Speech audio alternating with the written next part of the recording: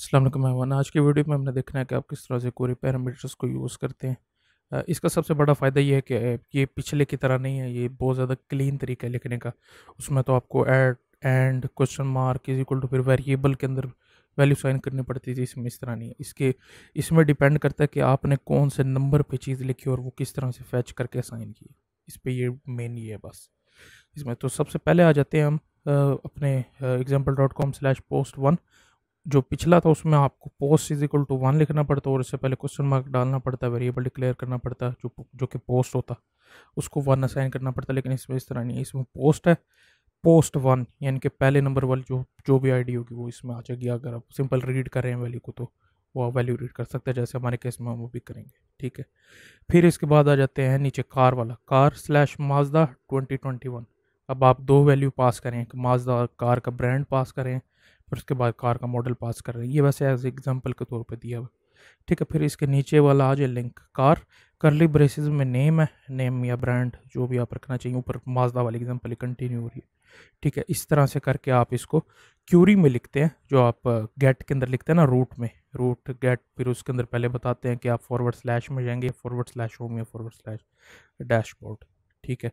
तो वहाँ पे आप इस तरह से इसको पास करेंगे लिखने के लिए। इसकी इसकी जो तरतीब है, यानी कि अगर आपने नेम बाद में लिखा, मॉडल पहले लिख दिया है, तो वो उसी के लिहाज से एडजस्ट हो जाएगा। तो नेम के अंदर आप मॉडल सेव करके बैठे होंगे और मॉडल के अंदर नेम सेव करके बैठे होंगे। तो इसे बचने के लिए राउट पैरामीटर्स के अंदर रेगुलर एक्सप्रेशन यूज़ होता है, जो कि सिंपल एक चेन होता है, वेयर का मेथड। वो इसके साथ चेन करना होता है। उससे आप डिक्लेयर कर सकते हैं कि जो नेम होगा वो हमेशा अल्फाज में होगा ABC, या जो आपका मॉडल है वो सिर्फ 1 2 3 के अंदर होगा।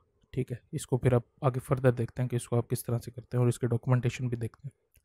जो स्टार्ट करते हैं, सबसे पहले आपने रूट्स में आना है, वेब ओपन कर लेना, क्योंकि हम रूट्स के थ्रू कर रहे हैं। पिछली वीडियो में मैं आपको क्वेरी पैरामीटर्स करा चुका हूँ। ठीक है। इस वीडियो में वाइल्ड कार्ड्स के थ्रू आप राउट पैरामीटर्स को यूज़ करते हैं। ठीक है। अब यहाँ पे आके सबसे पहले आपने डिक्लेयर करना है कि आपको चाहिए क्या। मैं यहाँ पे एक नेम ले लेता हूँ। ठीक है। और यहाँ पे फिर मैं आगे एज ले लेता हूँ। ठीक है। इसको इस तरह से आप क्यूरी के साथ अपने जो भी आप गेट करें उसके साथ आप लिखेंगे। और यहाँ पे अब हमने लिखना है एक, जो सबसे पहला क्या है, हमारा नेम है। यहाँ पे वेरिएबल नाम कोई भी दे दें, उससे कोई फ़र्क नहीं पड़ता। और इसके बाद हमारा है एज। ठीक है।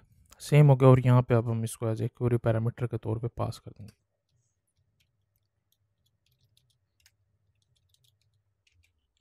और यहाँ पे अब जो हमने ये वेरिएबल लिखा है ये हमने यहाँ पे देना है। ठीक है।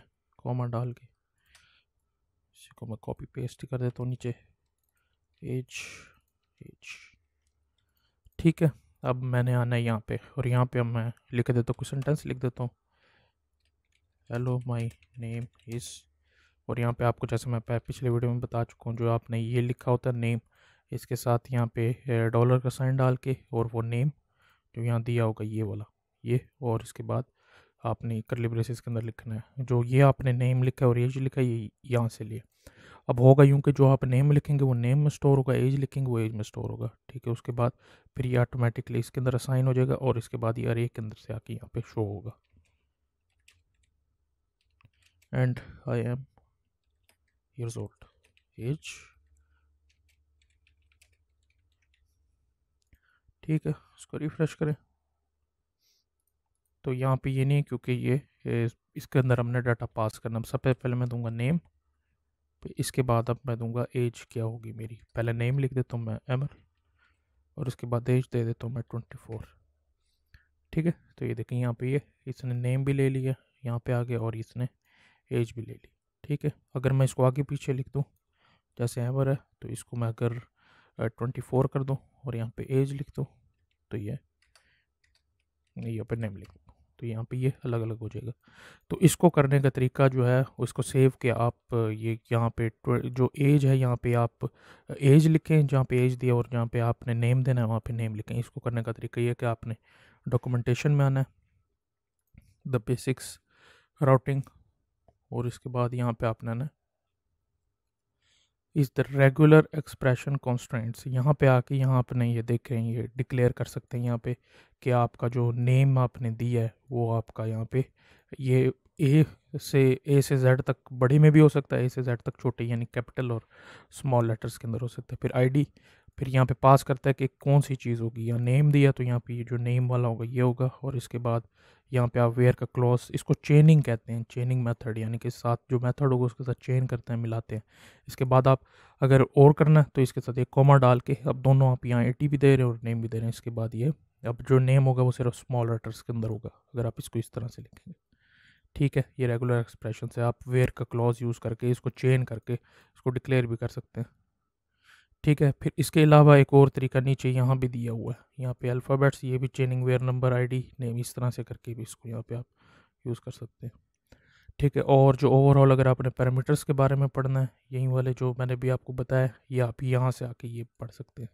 ठीक है, ये रिक्वेस्ट वाला जो डिपेंडेंसी इंजेक्शन है, ये हम इसके बाद जब हम फॉर्म सबमिट करेंगे उसके उस टाइम पढ़ेंगे इसको। ठीक है, बाकी यहाँ से आप इसके अंदर आके यहाँ रोड पैरामीटर्स के अंदर ही पढ़ सकते हैं।